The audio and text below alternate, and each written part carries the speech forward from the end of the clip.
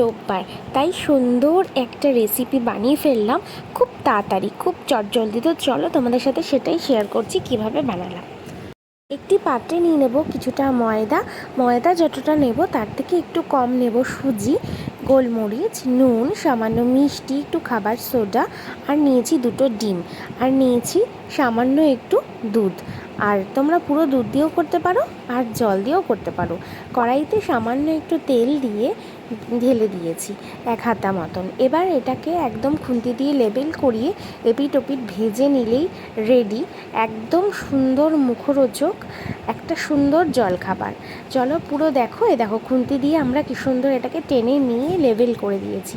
দিয়ে এটা একটুখানি রেস্ট দিয়ে তারপরে এটা যখন এপিঠটা ভাজা হয়ে যাবে তখন আমরা এটাকে আবার উল্টে দেব। উল্টে দিলে দেখো কি সুন্দর একদম একদম অল্প তেলে, দেখতেই পাচ্ছ কড়াইতে কিন্তু বেশি তেল নেই, একদম অল্প তেলে সুন্দর একটা খাবার তৈরি হয়ে গেছে।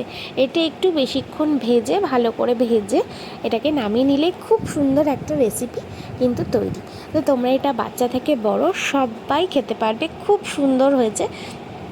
তোমরা অবশ্যই টেস্ট করবে আর টেস্ট করে জানাবে কেমন হয়েছে।